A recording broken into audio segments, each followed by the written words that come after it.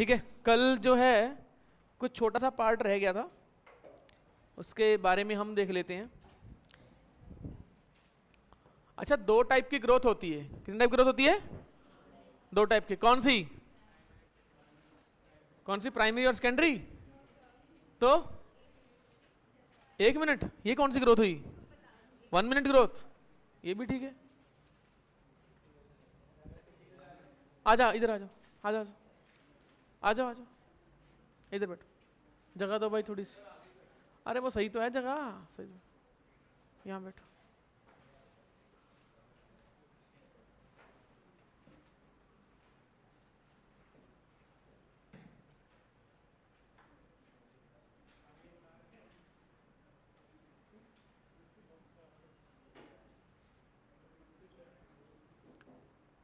आसन ग्रहण कीजिए।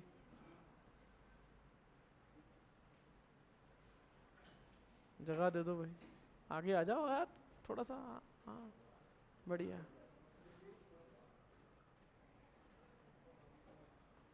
नहीं नहीं, जगह दो उसको थोड़ी सी यार।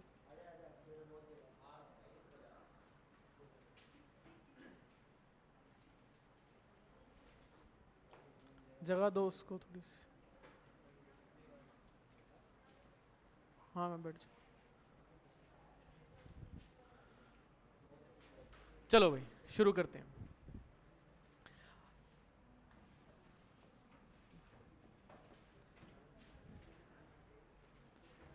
देखो, एक होती है लीनियर ग्रोथ। कौन सी होती है? Linear growth. अच्छा, ये लीनियर ग्रोथ क्या चीज है बताओ भाई, क्या है?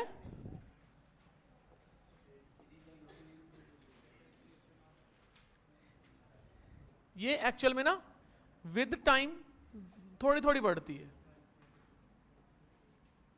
विद टाइम क्या होगी? फिक्स बढ़ेगी। समझ में आया?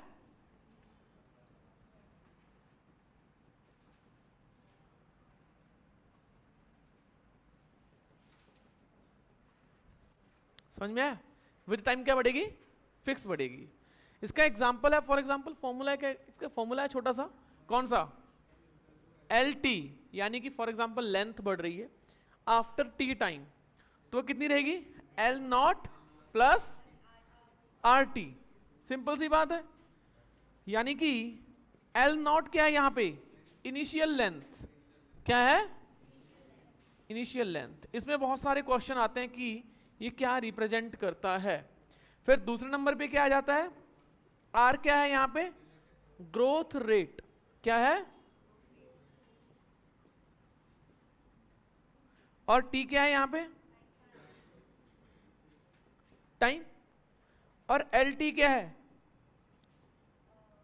Length after T time. और कितना इजी है भाई। अच्छा, लीनियर ग्रोथ कौन सी होती है? इस चीज को हम बोलते हैं एरिथमेटिक ग्रोथ भी बोलते हैं। क्या बोलते हैं इसको?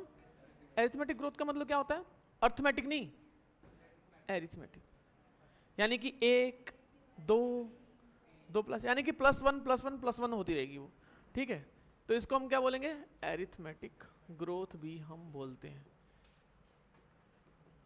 इसमें क्या होता है? जैसे कि 1 + 1 = 2, फिर 2 + 1 = 3, 3 + 1 = 4। तो एनसीईआरटी उसको बड़ा ही इजी करके देती है।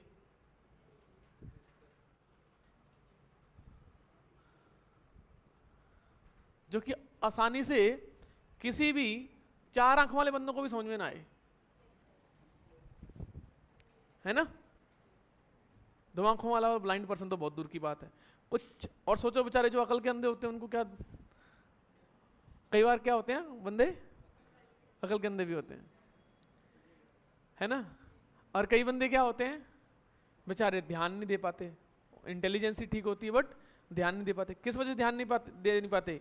क्योंकि आसपास की गतिविधियों में वो संलिप्त पाए जाते हैं, संदिग्ध पाए जाते हैं। यस और नो? इधर उधर हो गया, ठीक है, वहां बैठे दिख गए, उधर बैठे दिख गए, और ऐसे बैठे दिख गए, ऐसे करके। तुझे क्या पता है नीट क्या होता है? ऐसे होता है नीट, ऐसे कर देते हैं हम, ये चैप्टर क्लियर। ये चैप्टर तो मेरे को अच्छे से आता है। इसको बोलते हैं पर्पसफुली ब्लाइंड होना। कैसे ब्लाइंड होना? पर्पसफुली। अपने दुश्मन खुद बन जाना उसको बोलते हैं हम।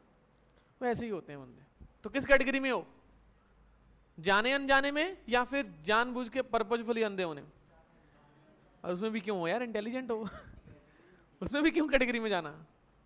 बेटर क्या है? इंटेलिजेंट हो। बेटर क्या हो? इंटेलिजेंट। पता नहीं, शायद मेरा एक ये वो है, मेरे को ना जो नॉन इंटेलेक्चुअल बंदों को टैकल करने में बहुत दिक्कत होती है। वैसे सबको होती है, वैसे तो सबको होती है। साइंस के बंदे हैं, हमें तो खास करके होती ही है। समझ में आया कि नहीं है? फिर भी करना पड़ता है, अब क्या करें। फिर भी तो हमें वो दयनीय स्थिति हमारे पे ना आए, हमें उसके लिए मेहनत करनी है। थोड़ा सा पढ़ लो, नॉलेज गेन करो, एम्पावर करो। उससे क्या होते हो आप? एम्पावर होते हो, सो दैट कि कोई आपको दयनीय दृष्टि से ना देखे, दया की दृष्टि से ना देखे। सिंपैथी के अंदर नहीं बनना है, जिसको बोलते हैं विक्टिम कार्ड खेलना, जिसको हम क्या बोलते हैं, है ना यार, बहुत जिंदगी में यार स्ट्रगल ही स्ट्रगल है। बचपन में मैं छोटा था,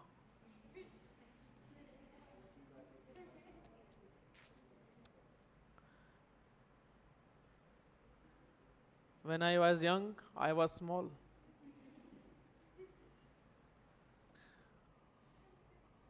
I had only 2 hands and 2 legs. There was a lot of struggle, man. You cannot imagine that. How you can eat the food without the chammach. There was a so struggle, man. It was very difficult to eat that peri peri African pie pizza. That was a struggle, because I had to eat that pizza without the hari chutney and lal chutney. That was struggle. You don't even know. अरे भाई, जहां आपके struggle खत्म होते हैं, हमारे वहां शुरू होते हैं। ऐसे होना चाहिए एटीट्यूड। समझ में आया कि नहीं आया? है?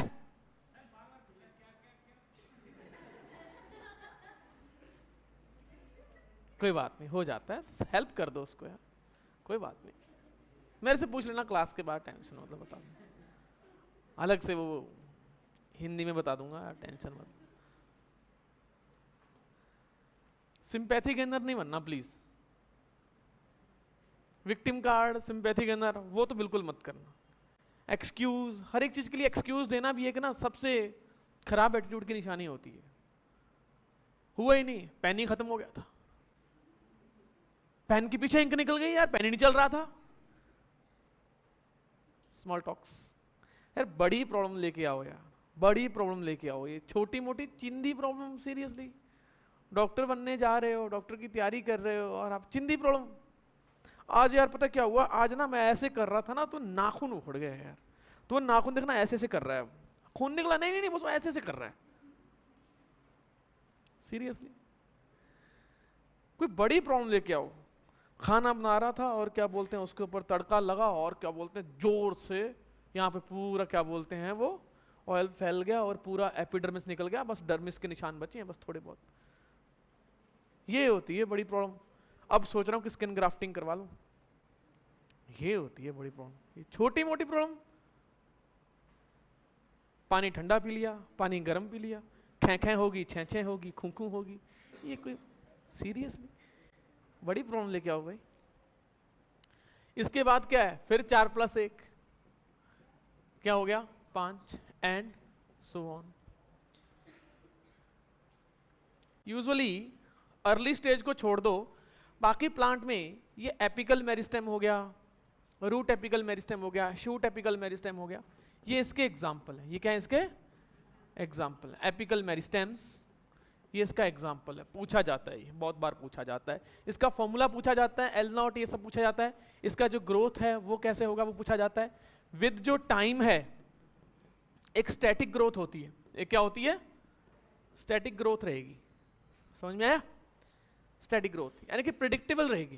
क्या रहेगी? प्रिडिक्टेबल रहेगी। आराम से आप मेजर कर सकते हो उसको, कोई दिक्कत नहीं है। और आपको पता ही है ग्रोथ मेजरेबल होती है, यस और नो?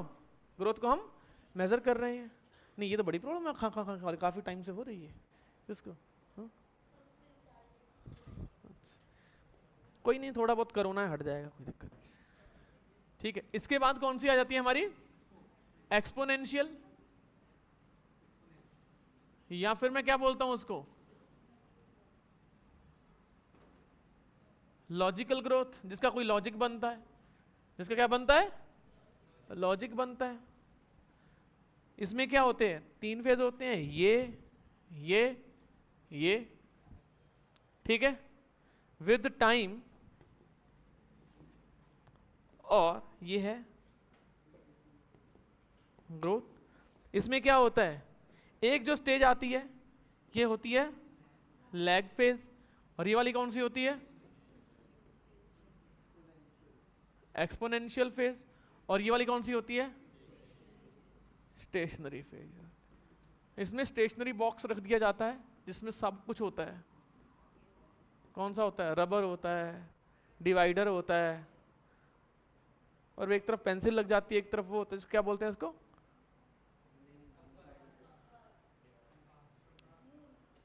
हाँ, प्रकार, कंपास। ठीक है, खास करके डिवाइडर को ऐसे रख के आप 2 बंदों को चुभाते थे, याद करो आगे वालों को, यस और नो? और पीछे वो ऐसे ऐसे करके रह जाता था और अंदर अंदर कहता था बाहर मिलियो। अभी तो सर यहाँ मैम है। और समस्या ये थी कि वो मैथ वाले सर की क्लास में होता था, और मैथ वाले सर ऐसा कोई दिन नहीं था कि जिस दिन क्या बोलते हैं क्लास छोड़ते हो। मौसम आए गए, लोगों के बर्थडे आए गए, बरसातें आई, गर्मियां आई, सर्दियां आई, मैथ वाले सर ने आना बंद नहीं किया। खाली पीरियड बचा हुआ है, चलो ठीक है, आज तो क्या बोलते हैं स्पोर्ट्स पीरियड है, ले मैथ वाले टीचर वहां मिलना, है ना? वो स्टेशनरी बॉक्स नहीं है, ये अलग है। लैग फेज में क्या विद टाइम, टाइम तो बढ़ रहा है, क्या ग्रोथ बढ़ रही है? तो यहां पे ग्रोथ रेट 0 है या फिर स्लो है? नो ग्रोथ एट ऑल, पहले नंबर पे। नो सेल डिवीजन, और इसके बाद आता है कौन सा? Adaptation phase. कौन सी होती है? अडेप्टेशन।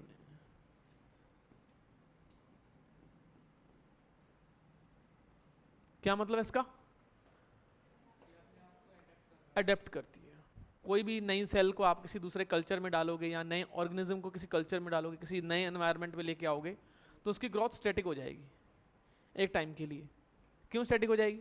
वो पहले एनवायरनमेंट को समझेगा, क्या है, ऑक्सीजन की कमी है, अधिकता है, कार्बन डाइऑक्साइड ज़्यादा है, कम है। यूजुअली ये वाले जो हैं, जो ये ग्रोथ कर्व हैं, यूजुअली ये सिंगल सेल के लिए होते हैं। किसके लिए होते हैं? सिंगल सेल ऑर्गेनिज्म के लिए होते हैं।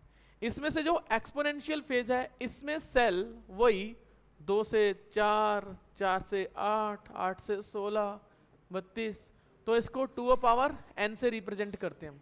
किससे रिप्रेजेंट करते हैं? 2 पावर n से। n is number of generation. हाँ बोलो।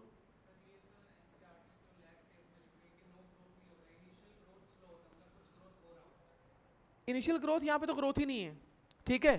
फिर यहाँ पे ग्रोथ स्लो होती है, फिर इसके बाद ये इस वाले पॉइंट पे मतलब बोल सकते हैं कि इनिशियल ग्रोथ इज स्लो, वैसे होती नहीं है एक्चुअल। अब एनसीईआरटी ने बोला करने का तो करने का है, तो वो कहीं ना कहीं किसको बोल रही है? ये ट्रांजिशन को बोल रही है। किसको बोल रही है? ट्रांजिशन को। अब ये भी नहीं बोल सकते ग्रोथ है नहीं और एकदम से स्टार्ट हो जाएगी, ये भी नहीं बोलेगी। बिल्कुल पहले स्टार्टिंग में बिल्कुल जीरो होती है, फिर स्लो होती है, फिर एकदम से स्पीड पकड़ जाती है, फिर एकदम से, ठीक है।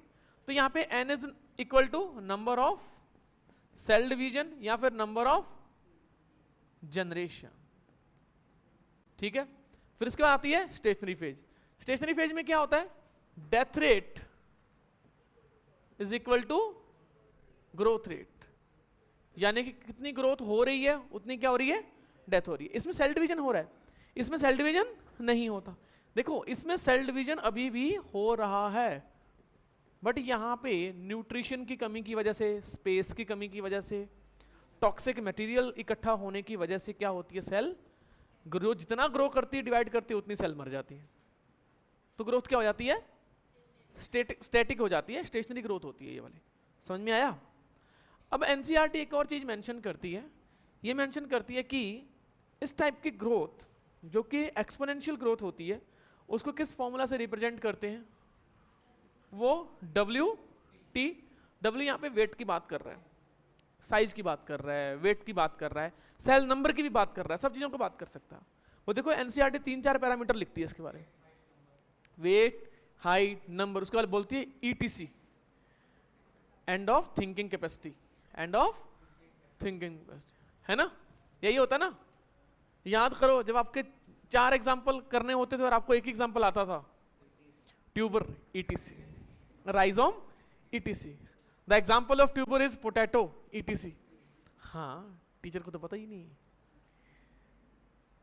ईटीसी का मतलब वहां पे क्या था आपका, एंड ऑफ थिंकिंग कैपेबिलिटी या फिर एंड ऑफ थिंकिंग कैपेसिटी की, इसके बाद हमसे ना हो पाएगा, यही था ना।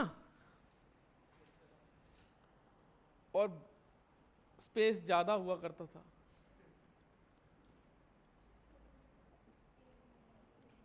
सो दैट कि ज्यादा से ज्यादा पेज में कम से कम इंफॉर्मेशन लिखी जाए।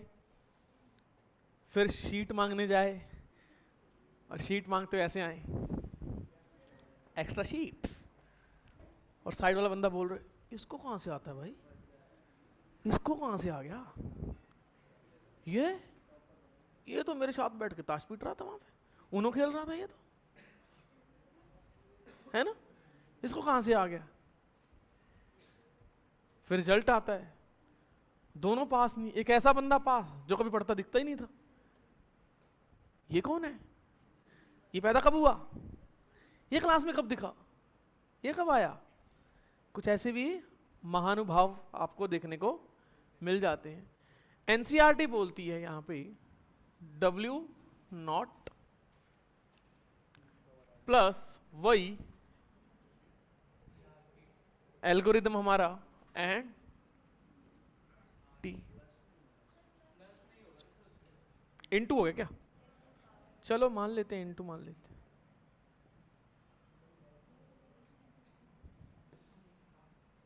ठीक है, यानी कि डॉट J डॉट अस्थाना, नाम सुना कहीं, मुन्ना भाई एमबीबीएस में, J डॉट अस्थाना, वो जो सो कॉल्ड हंसता रहता। देखिए मूवी हो, किस किसने नहीं देखी, किस किसने नहीं देखी, कब देखोगे, कब देखोगे, जब भी फ्रेश होने का टाइम मिले। फ्रेश मतलब the not physiological process, the mentally process, I am saying this mentally process. ठीक है, although if you have the time during the physiological process of the refreshment, you can deal with that movie also, but don't do it in the mornings because घर वाले और भी होते हैं, समझे, काफी समस्याएं हो जाएंगी नहीं तो। देखना थोड़ा सा, एक डॉक्टर की जिंदगी होती है, थोड़ा सा वो देखने को मिलता है अपने को, एक उस जगह पे हम खुद को पाते हैं, एक अलाइन करती है अपने को मूवी, वो हंसते खेलते हुए अच्छा काम करने के लिए अपने को प्रेरणा देती है। समझ में आया? तो ये चीज़ का थोड़ा सा अपने को ध्यान रखना है। बट फिलहाल अभी एकदम से 2-3 घंटे उसके बर्बाद मत करना, 10-15 मिनट देख लिया, फिर बाद में देख लिया, कुछ ऐसे करके। इफ तो WT यहाँ पे क्या है, ऑब्वियसली वेट या फिर जो फाइनल कोई भी साइज है। फॉर एग्जाम्पल मैं साइज के लिए बात कर रहा हूँ, फाइनल साइज, और वही सेम चीज क्या है, इनिशियल साइज, ठीक है। वही आर सेम क्या है,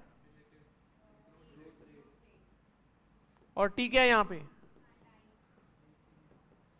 टाइम, और ई क्या है, बेस ऑफ नेचुरल एल्गोरिदम या फिर आर्टिफिशियल एल्गोरिदम, चलो मान लेते हैं भाई। अब क्या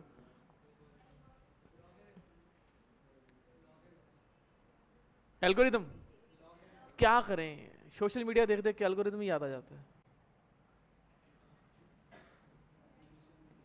लॉक, ठीक है।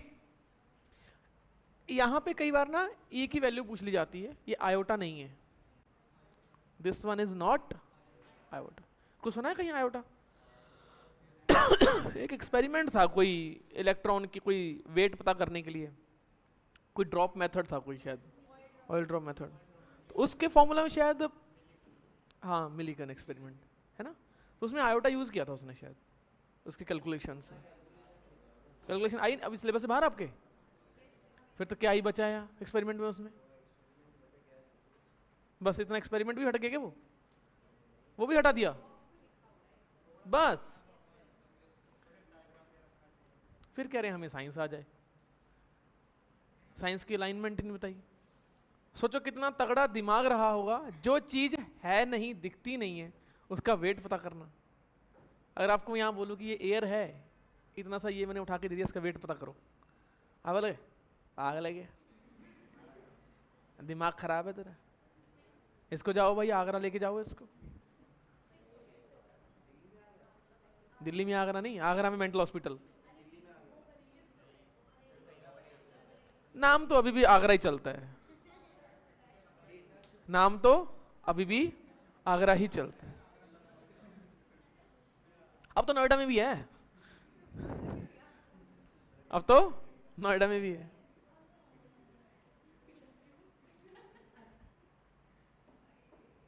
क्या जाने की तैयारी है क्या?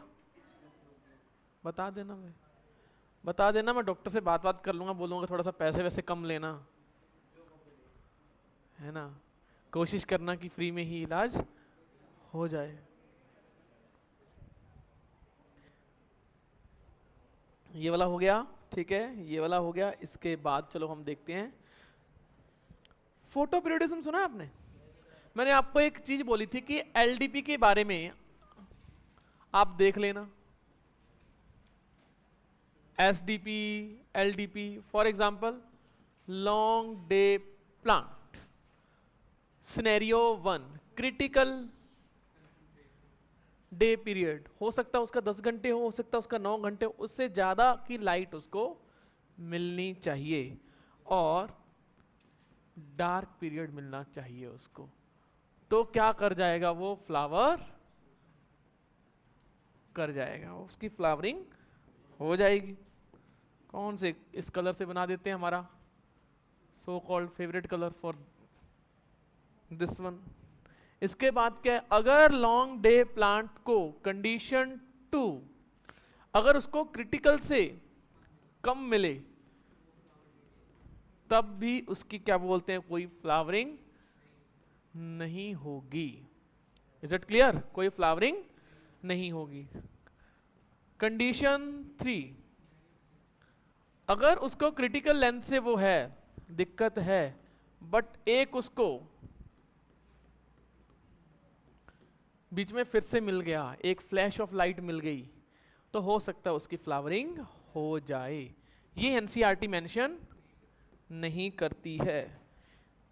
इसके पीछे आपको साइंस लगाने की जरूरत भी आपको नहीं है, ठीक है। इसका एक आपको मैं रीजन बता देता हूं कि एलडीपी में जो क्या बोलते हैं, एलडीपी हो चाहे शॉर्ट वो एसडीपी हो, उसमें क्या बोलते हैं, 2 टाइप के क्या होते हैं, फाइटोक्रोम होते हैं। एक होता है फाइटोक्रोम रेड और एक होता है phytochrome far red. Phytochrome red light को एब्जॉर्ब करके किस में कन्वर्ट करता है, फार रेड में, और फार रेड को एब्जॉर्ब करके किस में कन्वर्ट हो जाता है, पीआर। समझ में आया? तो ये दोनों में से कोई भी एक्टिव फॉर्म एलडीपी में काम करती है, किसी में एसडीपी काम करती है। ठीक है, किसी में कोई काम करती, किसी में कोई काम करती। ये आपके सिलेबस से बाहर है, करवाने को तो बहुत कुछ करवा सकते हैं, इसकी पूरी स्ट्रक्चर करवा सकते हैं, पर आपके सिलेबस से बाहर है ऑलरेडी। और हमारे पास तो टाइम बहुत ज़्यादा है, आपको तो पता ही है, 10-12 दिन है ना। तो लॉन्ग डे प्लांट का कोई एग्जाम्पल बता सकता है? कहीं वीट तो नहीं है देखना, या गलत बोल रहा हूं मैं? यस और नो? वीट है। और कौन सा है? कहीं रेडिश तो नहीं है? ये सिलेबस में नहीं लिखा है, ये सिलेबस में नहीं है। फिर इसके बाद कौन सा आता है हमारा? शॉर्ट डे प्लांट आता है।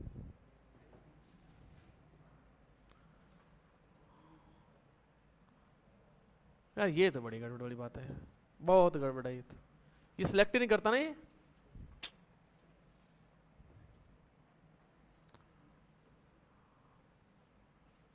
चलो भैया जो ठीक लगे हम सिलेक्ट ही कर लेते हैं। अब आ जाता है हमारा short day plant. Short day plant की खासियत क्या है कि एक क्रिटिकल जो डे लेंथ है, ठीक है। अच्छा डे से याद आया, यहां पे आप कर लोगे ये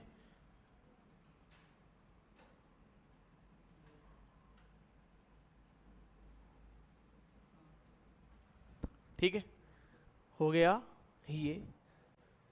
इधर क्या बोलते हैं? तो शॉर्ट डे प्लांट में दिन छोटे होने चाहिए कि बड़े होने चाहिए दिन, और रातें क्या होनी चाहिए? और रातां लंबियां लंबियां। चलो ठीक है, रातों को स्टार भी हो जाते हैं, कौन सी दिक्कत है।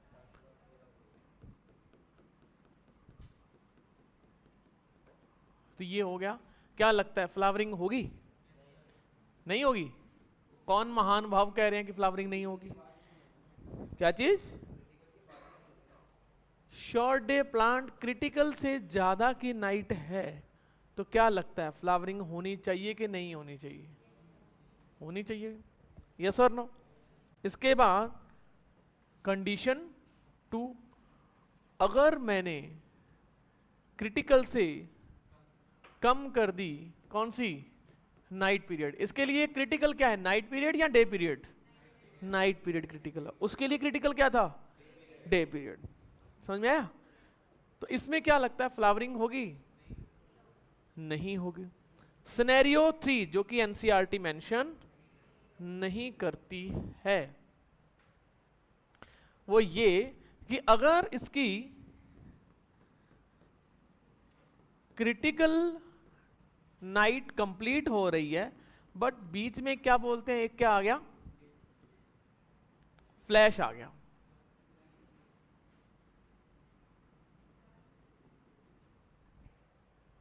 ठीक है, तो क्या लगता है फ्लावरिंग होगी? नहीं। आपने नाइट को इंटरप्ट कर दिया, तो इसमें इंटरप्टेड लाइट नहीं चाहिए, इसमें इंटरप्टेड नाइट नहीं चाहिए। नाइट जो पीरियड है वो इंटरप्टेड नहीं चाहिए, नहीं तो एक सिंगल फ्लैश ऑफ लाइट भी क्या कर सकती है? गड़बड़ कर सकती है। समझ में आया? तो इसके लिए शॉर्ट डे प्लांट के लिए क्रिटिकल अनइंटरप्टेड नाइट पीरियड जरूरी है।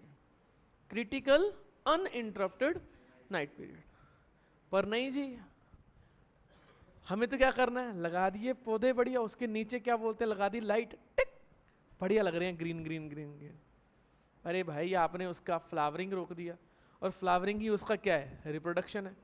आपको तो एस्थेटिकली बढ़िया लग रहे हैं, वाह बहुत सुंदर है, great, wow, happy, hashtag happiness, hashtag वो, काश प्लांट बोल पाता।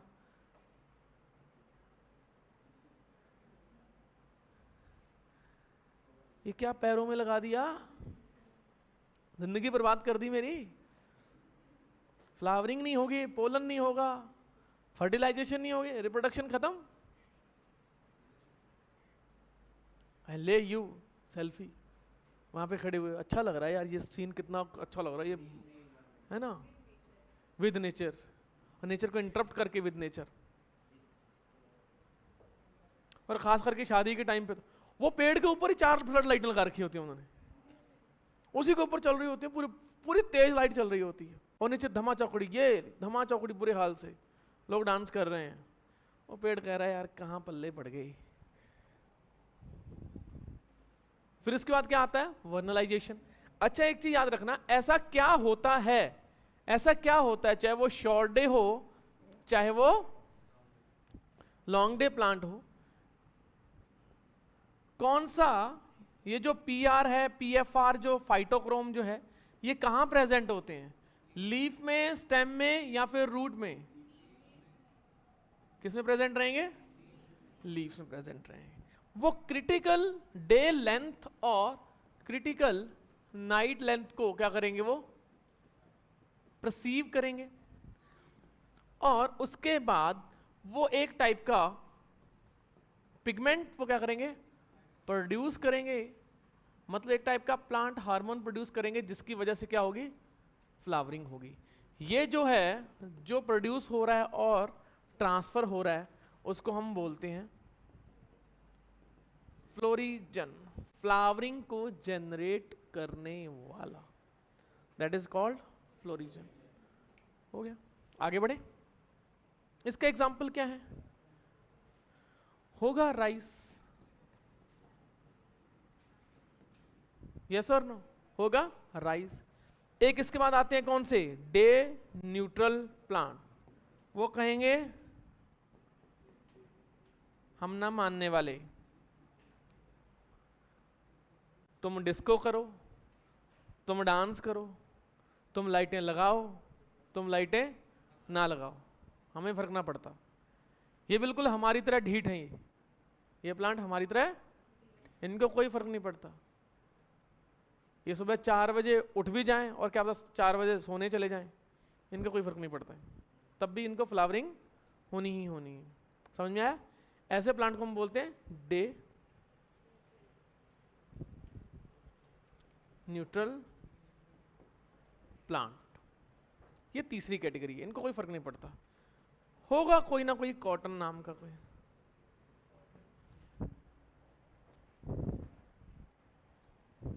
क्या हुआ?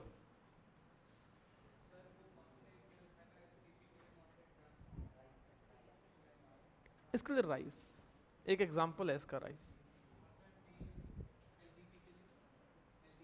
Reddish wheat. एक्चुअली मैं तो वो एग्जांपल सरप्लस दे रहा हूं, अपने को याद करने की जरूरत नहीं है क्योंकि सिलेबस में है ही नहीं है। तो सही है, एक दो फेमस एग्जांपल हमने कर लिए, ठीक है। मेज भी है बिल्कुल। इसके बाद कौन सा आता है हमारा? वर्नलाइजेशन। एक्चुअली क्या होता है, आपको एक लाइन समझ में नहीं आएगी, वो वर्नलाइजेशन के जो लास्ट वाला जो पैराग्राफ है। समझ में आया कि नहीं आया? क्या कहना चाह रहा है, क्या कहना नहीं चाह रहा, कुछ समझ में नहीं आता, जिंदगी बर्बाद। वो कह रहा है कि स्प्रिंग वैरायटी को कोई दिक्कत नहीं है, स्प्रिंग वैरायटी में क्या हो जाएगी? फ्लावरिंग हो जाएगी। फिर वो कहता है कि जो विंटर वैरायटी है, राई की विंटर वैरायटी, उसमें कुछ बोलता है, अगर उसको स्प्रिंग में करवा दिया जाए तो ग्रो वो नहीं करेगी, तो फ्लावरिंग नहीं होगी। फिर वो बोलता है कि उसको ऑटम में क्या कर दिया जाए, उसको सो कर दिया जाए। ऑटम क्या होती है बताओ? कौन सी होती है ऑटम? कौन सा टाइम होता है? कहीं सितंबर अक्टूबर तो नहीं है? तो यहां में क्या बोलते हैं? समर का एंड, समर का एंड। और जो आगे आने वाले टाइम में क्या आने वाली है? सर्दियां आने वाली हैं, ठंडा टेम्परेचर आने वाला है। मैंने सीड के लिए यहाँ पे सो कर दिया, सीड को उसने जर्मिनेट किया, थोड़ा जर्मिनेट किया, और क्या बोलते हैं? रेडिकल प्लम्यूल आए, और ड्यूरिंग दैट टाइम, जब तक सर्दियां नहीं गई, पूरी की पूरी क्या बोलते हैं, यहाँ पे सर्दियां स्टार्ट हो जाती हैं। फॉर एग्जांपल नवंबर दिसंबर सर्दियां स्टार्ट हो जाती हैं, और अब क्या होता है, अब वो मार्च, फरवरी मार्च तक क्या बोलते हैं, उसमें कोई फर्क नहीं आता, ठंड ठंड होती है। तो ठंड में सीड क्या होते हैं? जल्दी जर्मिनेट नहीं होते। जर्मिनेट तो हो गए हैं थोड़े से, बट ग्रो उसने नहीं किया। एनसीईआरटी ये लैंग्वेज लिख रही है, ध्यान से देखोगे। वो क्या कह रहे हैं कि ऑटम में उसको वो किया जाता है, और अर्ली या मार्च कौन सा होता है? स्प्रिंग। आपको स्प्रिंग कब लगना शुरू हो जाते हैं? छुट्टियों के टाइम पे, जब एग्जाम हो जाते हैं तो आप क्या लग जाते हैं? आपके स्प्रिंग लग जाते हैं, आप कहीं नहीं टिकते, इधर उधर। फरवरी मार्च तक क्या बोलते हैं, रजाई, इसके बाद रजाई हट गई और अगर लग गए आपके स्प्रिंग। कब लगते हैं, मार्च में, मार्च अप्रैल में, है ना, इधर उधर इधर उधर, कहीं टिकते नहीं फिर। दैट इज कॉल्ड स्प्रिंग लगना, that's what is called spring season. इसका मतलब ये नहीं कि स्प्रिंग होता है। फिर यहां पे क्या करता है, वो ग्रो करना शुरू करता है, और फिर क्या करता है वो को मिड समर में, यानी कि मई जून तक क्या कर देता है वो, सीड क्या बोलते हैं उसको, सीड हो जाते हैं और उसको हार्वेस्ट कर लिया जाता है। कितनी जिंदगी चलेगी उसकी,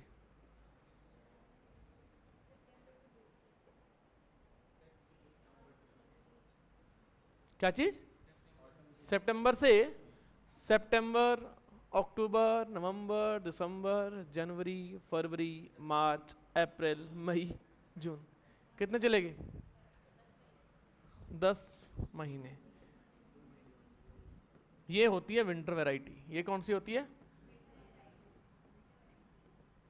ये क्यों फ्लावरिंग कर पाती है, क्योंकि ये वाला जो टाइम है ये कोल्ड टेम्परेचर है जो उसको वर्नलाइजेशन करवाता है। क्या करवाता है उसको, कोल्ड टेम्परेचर। उसकी क्वालिटी अच्छी होनी चाहिए, उसकी क्वांटिटी भी ठीक होनी चाहिए। इसी वजह से पैराग्राफ की हेडिंग में क्या बोलता है वो,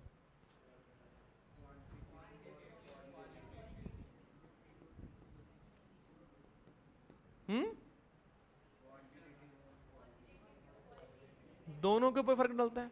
लास्ट पैराग्राफ में क्या बोलता है देखना हो,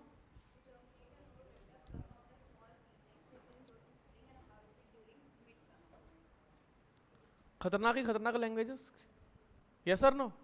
तो होपफुली वो जो लैंग्वेज थी मैंने उसको पैराग्राफ में लिख दिया है, होपफुली आपको समझ में आ जाए। और इसके बाद भी नहीं आया फिर तो क्या ही बताएं, ठीक है, फिर तो कुछ नहीं कर सकते। चलो आगे बढ़ते हैं। इसके बाद बोलता है कि सीड जर्मिनेशन के लिए कौन से मेथड होते हैं, सिर्फ बता देता हूँ सिर्फ और सिर्फ मैं आपको। एक होते हैं आर्टिफिशियल मेथड्स और एक होते हैं नेचुरल मेथड। नेचुरल मेथड में क्या होता है कि एक बार सीड डोरमेंसी का पीरियड खत्म हो जाए, इसके बाद वो सीड जर्मिनेट कर सकते हैं due to the presence of gibberellic acid, gibberellic acid, ठीक है। बट सीड डोरमेंसी का होना बहुत जरूरी है। आपने गेहूं अभी निकाला और उसको आप अगर आप सोचोगे कि मैं अभी वो करवा दूं, जर्मिनेट करवा दूं, तो नहीं होगा। न्यू सीड्स कभी भी जर्मिनेट, उसको न्यू सीड को अभी डोरमेंसी पीरियड में जाना कंपलसरी होता है। वो मिनिमम टू मिनिमम 6 मंथ का होता है गेहूं का, फिर आप जर्मिनेट कर सकते हो मिनिमम। और कई वैरायटी का तो 10 मंथ टू 1 ईयर होता है। समझ में आया, तब तो कोई दिक्कत नहीं होती है। ये तो हो गया कि नेचुरल मेथड जो हो गया।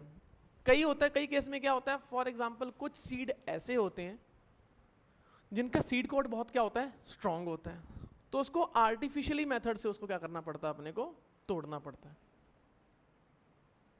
कैसे तोड़ना पड़ता है, आपने बिल्कुल चिल टेम्परेचर दे दिया, फिर उसके बाद वार्म टेम्परेचर दे दिया, सीड कोड क्या बोलते हैं टूट गया, ठीक है। आपने केमिकल्स यूज कर लिए, इंड्यूस कर दिया आर्टिफिशियल, इसके बाद जिब्रेलिक एसिड आपने डाल दिया आउटर से, ठीक है। आपने विगोरसली उसको बिल्कुल शेक कर दिया। और कुछ तो ऐसे होते हैं, एक कॉफी सुनी है, बहुत ही महंगी दुनिया की कॉफी होती है, वो एलिफेंट कॉफी होती है। वन ऑफ द महंगी coffee of the world is called elephant coffee, सुना है? वेनिस सिटी में आपको मिल जाएगी। एक कप मुश्किल से 5000 रुपीज का होता है, एलिफेंट कॉफी। तो जाओगे कि नहीं जाओगे उसको? क्यों नहीं जाओगे, क्या रीजन है, इतनी महंगी है? उसका दूसरा रीजन भी बता देता हूँ। वो कॉफी क्या होती है, वो सीड जो कोकोआ बीन्स होते हैं ना, उसका सीड कोड बहुत स्ट्रांग होता है। तो पहले उसको हाथी को खिलाया जाता है, तो वो हाथी के गट से क्लियर होता हुआ जाता है, फीकल मैटर से बाहर आता है, तो एंजाइमेटिक एक्शन की वजह से सीड कोड क्या हो जाता है, हट जाता है। फिर उसको वहां से एक्युमुलेट किया जाता है, कलेक्ट किया जाता है, फिर उसको वॉश किया जाता है, उसको स्टरलाइज किया जाता है, फिर उसको पीसा जाता है, तो सबसे महंगी एक कॉफी बनती है दुनिया की। अब बताओ, अगर वो 10 रुपए की भी होगी तो क्या आप प्रेफर करोगे? हैं? करेंगे? क्यों नहीं करेंगे? हैं? कौन बोल रहा है क्यों नहीं करेंगे?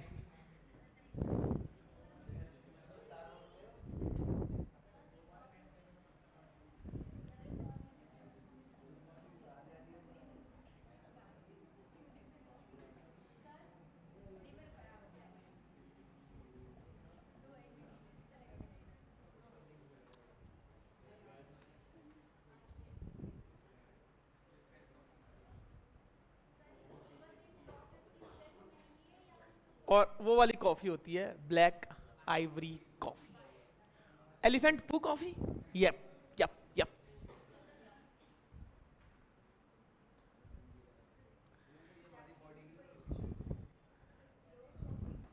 Most luxury coffee, elephant poop coffee is the most expensive coffee in the world.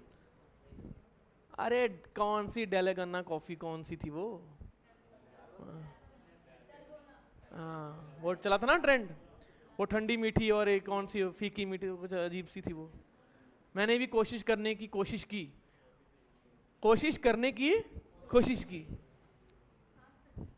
But फिर लगा कि हमसे ना हो। सबसे बेस्ट कॉफी शादी वाली होती है, खास करके 2-3 बार मिल जाए तो। 2-3 दिन नहीं, 2-3 बार मिल जाए और जला भी देती है जीभ को, तो 2-3 दिन टेस्ट लेस रहता है, बंदा टेस्ट नहीं रहता, टेस्ट लेस रहता है, बट तो सारी वो जाती हैं। और समस्या पता है क्या, वो जो कॉफी पीते हैं हम शादी वाली, एक कॉफी इधर पी ली तो वहां नहीं पी सकते दोबारा कॉफी वो, क्योंकि वो बंदा देख लेगा दूसरी कॉफी ले आए, तो धीरे से उठा के अब जगह बदलनी पड़ती है नए बंदों के सामने। मैं अपनी शादी में कम से कम 4-5 कॉफी पी गया। मैं खाना खाने का तो टाइम नहीं दे रहे थे महाशय जी, कोई ना कोई काम बोलता, मैंने कहा यार कॉफी तो मिले, और मैं जगह बदलता था। मैंने कहा पहले मैं बाहर खड़ा रहता था एक कॉफी लेके, हाँ भाई सारा काम ठीक चल रहा है क्या? हाँ भाई शादी हो गई थी मेरी, कमोबेश मेरी शादी हो गई है ना?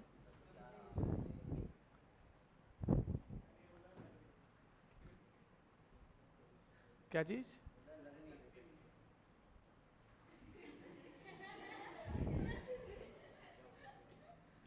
बाहर मिली हो। चलो ठीक है, इसके बाद हमारा चैप्टर है reproduction organism. I mean seriously, उसमें पता क्या इवेंट है बताता हूँ, क्या है क्या उसमें बताता हूँ।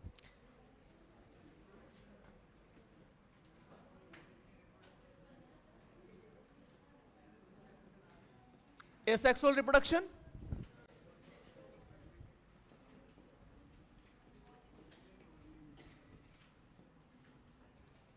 ठीक है,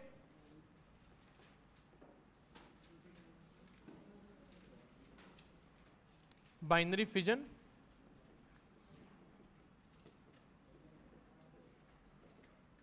बडिंग, इसके बाद कौन सा है?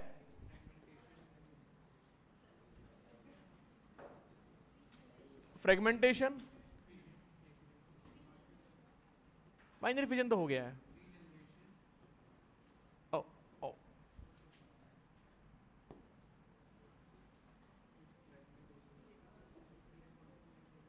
रीजनरेशन,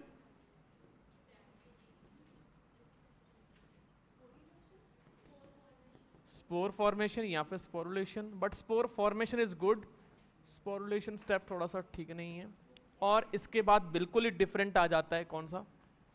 इसी में डिफरेंट आ जाता है वेजिटेटिव प्रोपगेशन और माइक्रो प्रोपगेशन। समझ में आया? जिसको मैं टिश्यू कल्चर बोलता हूं। बाइनरी फिजन एग्जाम्पल कौन कौन से हैं? इक्वल डिवीजन होता है, Monera and protista, Monera and budding, yeast and hydra. Yeast and budding में मेन बॉडी की आउटग्रोथ होती है, यीस्ट के केस में अनइक्वल डिवीजन होता है। रीजनरेशन में खोया हुआ पार्ट वापस लेके आना, ठीक है। प्लेनेरिया नया बन गया, ठीक है। और क्या बोलते हैं, एक से ही नया बन जाता है, 2 बन जाते हैं। फ्रेगमेंटेशन में 4 टुकड़े हुए, 4 से 4 पीस से नए क्या बन गए, ऑर्गेनिज्म बन गए, ठीक है। तो रीजनरेशन एंड फ्रेगमेंटेशन दोनों में ही क्या बोलते हैं, एग्जाम्पल कौन सा है? प्लेनेरिया का एग्जाम्पल है। और रीजनरेशन में हाइड्रा भी आ जाता है और फ्रेगमेंटेशन में भी हाइड्रा आ जाता है, बट अप टू लिमिट, पर अप टू ए लिमिट। आपको 2 या 3 पीस कर देंगे तो हाइड्रा बन जाएगा, रीजनरेट भी हो जाएगा, टेंटिकल्स भी उसके द्वारा आ जाते हैं। स्पोर फॉर्मेशन में याद रखना बैक्टीरिया एंड फंजाई, एल्गी जो lower plants, bacteria and fungi आपको देखने को उसमें मिल जाते हैं। फिर वेजिटेटिव प्रोपगेशन में आपको क्या देखने को मिल जाएगा, ये मैं करवा चुका हूं, ऑफसेट होगा, आइकॉर्निया एंड पिस्टिया। रनर कौन किस में आ जाएगा, ग्रास एंड स्ट्रॉबेरी। स्टोलन किसका एग्जांपल है, स्टोलन बनाना का एग्जांपल है, मिंट एंड जैस्मिन का, ठीक है। सकर, क्राइसेंथेमम, पाइनएप्पल एंड बनाना, ठीक है। राइजोम, टर्मरिक, जिंजर, बनाना। बनाना दो जगह पे आ रहा है, सकर में भी आ रहा है, इसमें भी आ रहा है, ठीक है। इसके बाद कौन सा है, bulb, onion, garlic, Liliaceae family, lily, ठीक है। इसके बाद कौन सा आ जाता है हमारा, बल्बिल, एगेव, कॉर्म, कोलोकेशिया। एक एग्जांपल याद करने हैं, मॉर्फोलॉजी भी कंप्लीट, ये भी कंप्लीट, इतना इजी है वो। माइक्रो प्रोपगेशन में क्या होता है,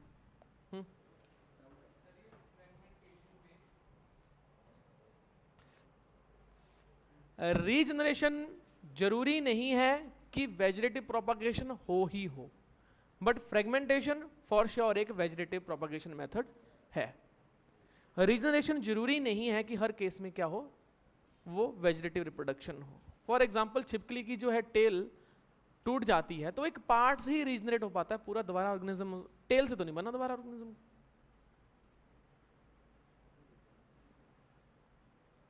समझ में आया कि नहीं है? रीजनरेशन हर केस में ऐसा जरूरी नहीं है कि वो वेजिटेटिव रिप्रोडक्शन हो, बट फ्रेगमेंटेशन यस है। फिर इसके बाद माइक्रो प्रोपगेशन। माइक्रो प्रोपगेशन में क्या होता है, लीफ से एक सेल निकाली, उसका कैलस बनाया, हाँ ये कर लो पहले,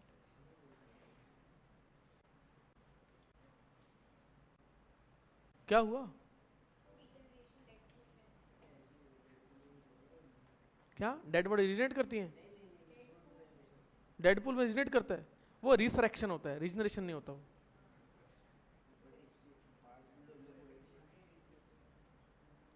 पुनर्जीवित होना एक अलग चीज है। क्या चीज, ऐसे तो आई फ्रैंकेनस्टाइन भी है, फ्रैंकेनस्टीन बड़ी अच्छी movie I Frankenstein, I love that graphics, इस मूवी के ग्राफिक्स। मूवी का नाम है आई फ्रैंकेनस्टाइन। आप अभी देख सकते हो, कोई दिक्कत नहीं है, बस अगली बार ड्रॉप तो कर ही लेना फिर।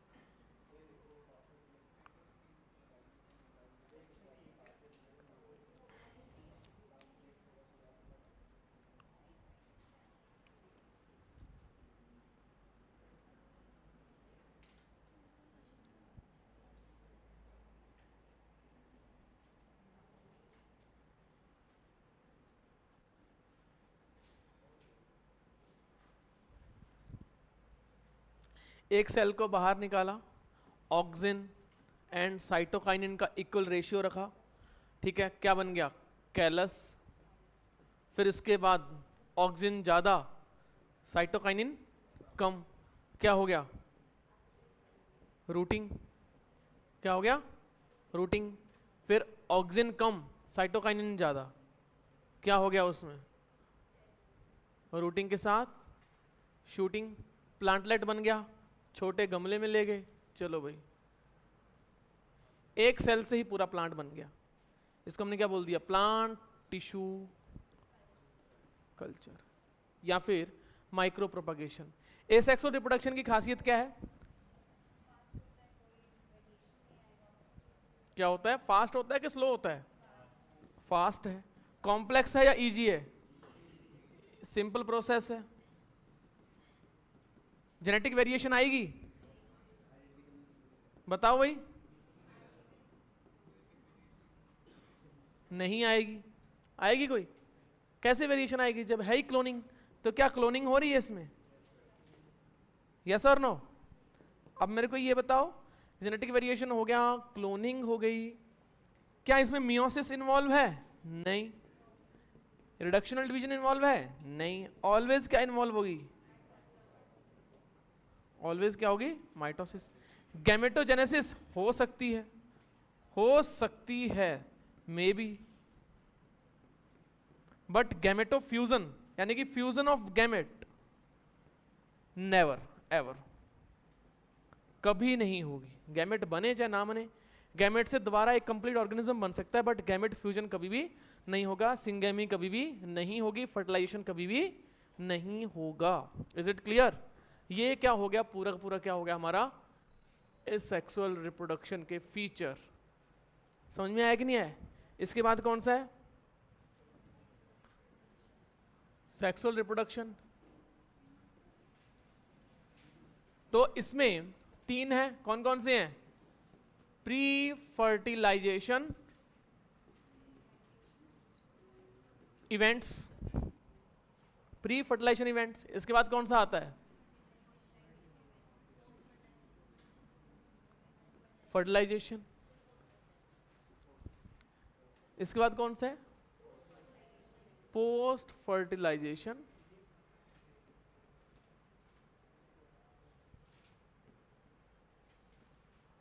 इवेंट्स। ठीक है, प्री फर्टिलाइजेशन इवेंट्स में कौन कौन से आते हैं, बता सकता है कोई? बताओ भाई। गैमेटो जेनेसिस, दूसरे नंबर पे कौन सा है? गैमेट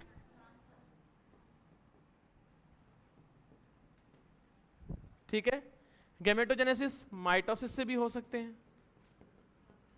स्पोरिक मियोसिस से भी बन सकते हैं, और गैमेटिक मियोसिस से भी बन सकते हैं। समझ में आया? अब बोलोगे सर ये क्या चीज हुई, ये तो कोई नई दुनिया में आ गया कोई चीज। माइटोसिस से, अगर हैप्लॉइड ऑर्गेनिज्म है तो उससे बनने वाले गैमेट क्या होंगे? माइटोसिस से बनेंगे। यहां पे megaspore mother cell, pollen grain mother cell, इससे क्या बनेंगे? एग बनेगा। इससे क्या बनेगा? Male gamete. क्या लगता है किस में बनते हैं? प्लांट्स में। किस में होंगे ये? प्लांट्स में होंगे। गैमेटिक मियोसिस किस में होगा? एनिमल्स में होगा। During the gamete formation he meiosis होती है, अदरवाइज नहीं होती। इसमें स्पोर जनरेशन के टाइम पे मियोसिस होती है, अदरवाइज नहीं होती। ठीक है, फिर इसके बाद कौन सा आता है हमारा? Gamete transfer. Gamete transfer 2 type से हो सकता है, एक है बाई वाटर प्लांट के केस में, और एक दूसरे नंबर पे कौन सा है? बाई नहीं, no no no, by pollen tube.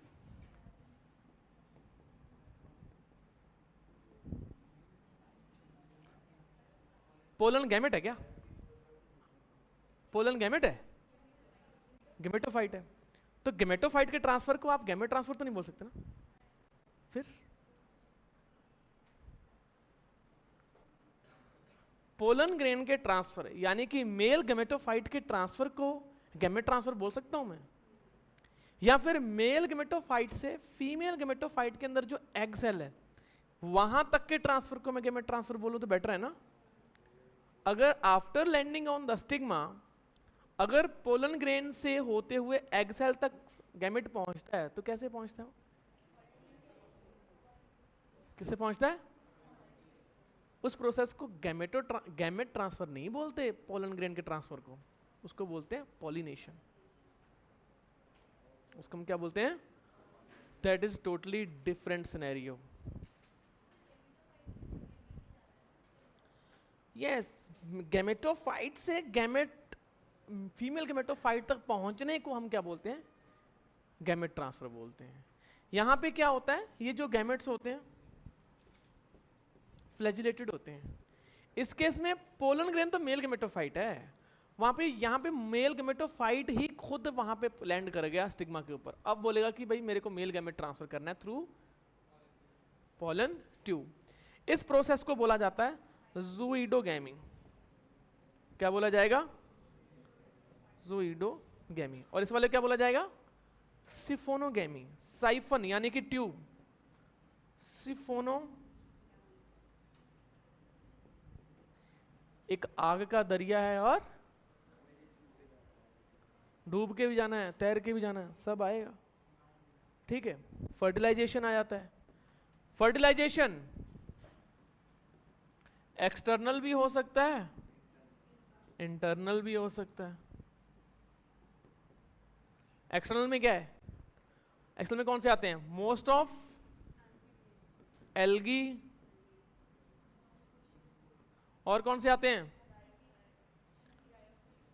Bryophytes में तो इंटरनल होता है, आर्किगोनिया के अंदर होता है। Amphibian of animals not plant, plant में नहीं होता, ब्रायोफाइट्स में तो आर्किगोनिया के अंदर होता है। कुछ भूल गए? हाँ हाँ, एम्फीबियंस हो गए, बहुत सारे, क्या बोलते हैं आपने, हाइड्रा भी हो गया, ये सारे के सारे क्या हैं, ये मतलब एग्जाम्पल है। फिश हो गया, सारी की सारी क्या हैं, वो एक्सटर्नली शो करती है, इंटरनल थोड़ी शो करती है। इंटरनल में कौन से हैं, एम्फीबियन ऑफ प्लांट किंगडम से लेके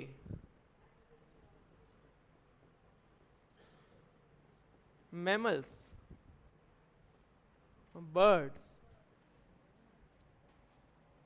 रेप्टाइल्स, ठीक है। इसमें बेचारे में एम्ब्रियोजेनेसिस, फर्टिलाइजेशन का रिजल्ट है जाइगोट फॉर्मेशन। ये जो जाइगोट बनने के बाद एक एम्ब्रियो बनने की जो प्रोसेस है उसको एम्ब्रियोजेनेसिस बोलते हैं। बाद में जो एम्ब्रियो से आगे क्या होता है, मैच्योरेशन एंड डिफरेंशिएशन। ये सारी की सारी कौन सी रिजल्ट है, ये पोस्ट फर्टिलाइजेशन इवेंट है। ये स्लाइड अगर आपको समझ में आ गई तो ठीक है, नहीं तो इसमें कम से कम 4+4 8 से 12 मार्क्स तो आने ही आने हैं, बाकी आपकी मर्जी है। समझना चाहो समझ लो, नहीं समझना चाहो नहीं समझो। मेरा काम था आप तक इन्फॉर्मेशन पहुंचाना, इसके बाद आपकी मर्जी, ठीक है। जूइडो मतलब, जू मतलब मोटाइल होता है, जू मतलब एनिमल नहीं होता, याद रखना। जू का मतलब मोटाइल होता है, उसका मतलब एनिमल नहीं होता। जूलॉजी इसलिए बोली जाती है मोटाइल ऑर्गेनिज्म की स्टडी, यानी कि एनिमल।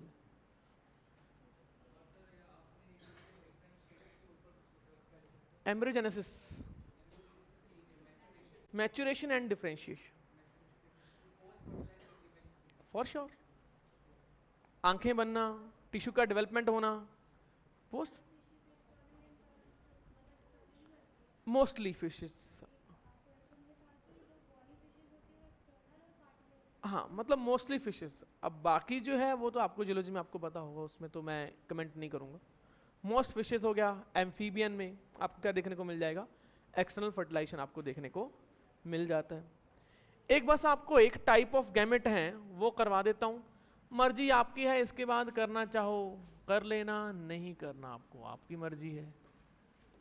मेरा काम है इस स्लाइड्स में कम से कम नहीं तो 8 से 12 मार्क्स का कर लेना। पढ़ाया भी हुआ है, फिर से रिपीट कर रहा हूँ। आइसोगैमेट, एनाइसोगैमेट्स एंड ओगैमस या फिर ओगैमी, ठीक है। आइसो इक्वल होते हैं,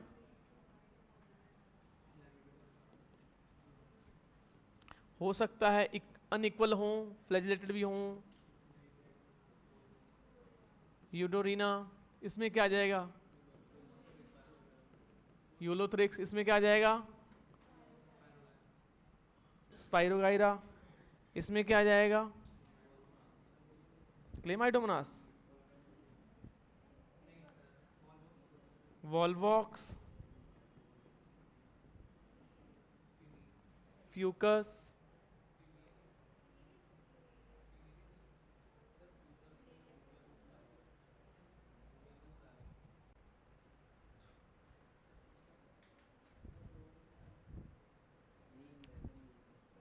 कोई हेल्प करो इसकी यार,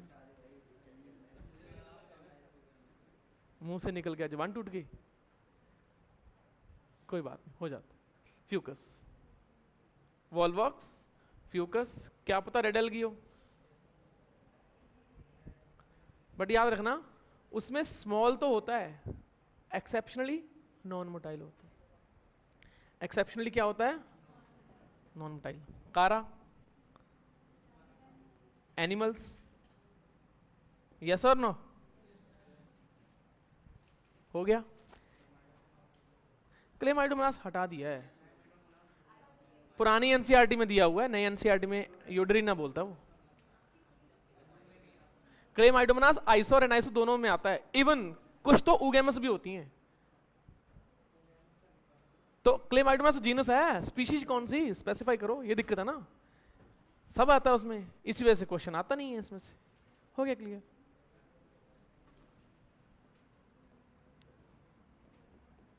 monocarpic seed, vegetative growth, reproductive growth,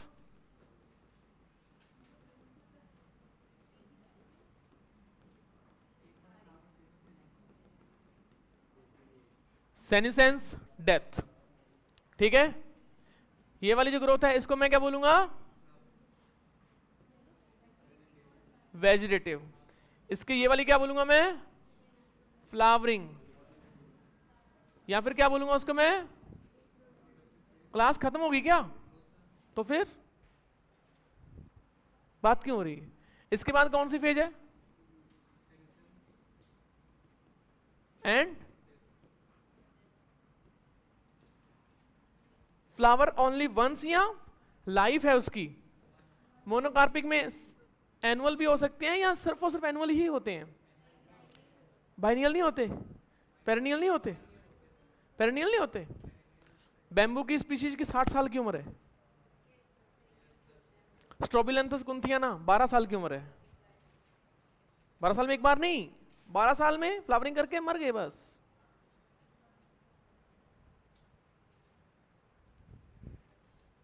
monocarpic क्या होते हैं?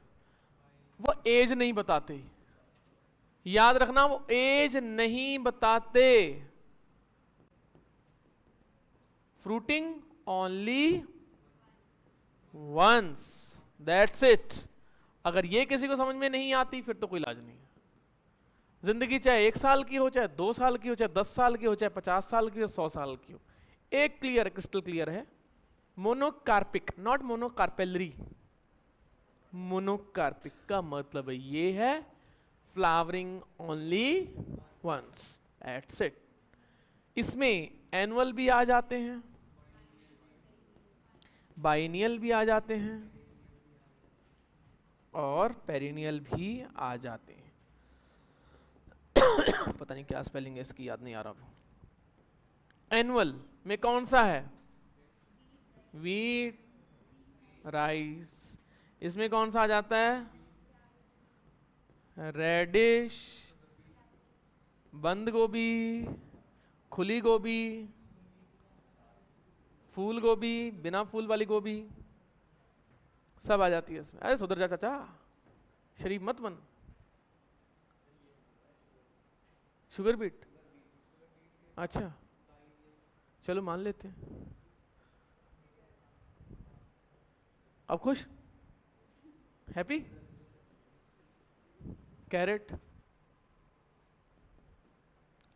पहले साल फूड स्टोर करेंगे सिर्फ और सिर्फ, अगले साल उसी फूड को यूज करके रिप्रोडक्शन करेंगे। बट वो तब करेंगे ना अगर आपने उसको छोड़ा हो तो। आप तो उसी टाइम उसको निकाल के क्या वो सलाद काट के खा गए। वेजिटेटिव ग्रोथ में ही पहले सीजन में ही काम कर दिया आपने तो उसका। ठीक है, हाँ 4 किलो गाजर भिजवा देना, 4 आज गाजर का हलवा बनाना है, लो प्री रिप्रोडक्टिव फेज में फूड स्टोरेज में आपने ये लो भैया गाजर का हलवा डाला जा रहा है, उसका रिप्रोडक्शन तो होने नहीं दिया, अत्याचार। पेरेनियल, बैम्बू, नीला कुरेंजी जिसका नाम है स्ट्रोबिलेंथस कुंथियाना, कहाँ मिलता है? केरला, कर्नाटका, तमिलनाडु। चलो मान लेते हैं जी हमारा क्या है,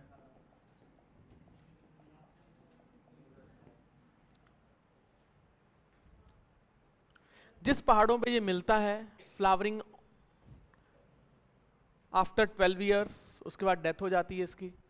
फिर इसके बाद क्या होता है, उस टाइम के पूरे पहाड़ क्या हो जाते हैं, बिल्कुल नीले हो जाते हैं। कुछ टूरिस्ट भी आते हैं, कुछ बंदे क्या कर रहे होते हैं, सेल्फी भी लगा रहे होते हैं, ठीक है, रील बना रहे होते हैं कुछ बंदे। समझ में आया कि नहीं आया? और जिस पहाड़ियों पे ये मिलता है, ये देखो रील चल रही होगी, ये हाँ ये देखो चल ही रही है ना, ये देखो रील बनाई जा रही है। नीला कोरंजी है, वही कर्नाटका के पास मिलता है, केरला के पास मिलता है। इस पहाड़ियों को बोलते हैं नीलगिरी की पहाड़ियाँ। Due to this flower Strobilanthes kunthiana, नीला मतलब blue, that's why Kurinji flower, नीला कुरेंजी, ठीक है। पर हमें तो रट्टा मारना है, यस और नो, हमें तो रट्टा मारना है, ये तो हमारी है जिंदगी। फिर इसके बाद कौन से आते हैं, पॉलीकार्पिक। कौन से होते हैं, ये ग्रो किया, रिप्रोडक्शन, सीड बने, रेस्ट, फिर सीड बने, फिर रेस्ट, फिर क्या बने, सीड, फिर रेस्ट, फिर डेथ आएगी। यानी कि बहुत बार क्या बोलते हैं, फ्लावरिंग करते हैं या फ्रूटिंग करते हैं, सीड डेवलपमेंट करते हैं, ठीक है। इसको हम पॉलीकार्पिक बोलते हैं। ऑरेंज, मैंगो, एप्पल, जैकफ्रूट,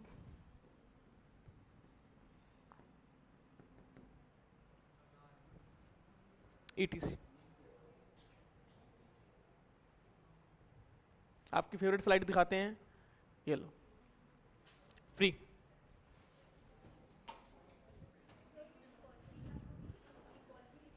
अभी हाँ 4:15 बजे के राउंड में नीचे फ्री मिल जाऊंगा, आप आ सकते हो। नीचे नहीं, सामने मतलब, या फिर हो सकता है कि नीचे मिल जाऊं, जस्ट जो है हमारा ऑडिटोरियम है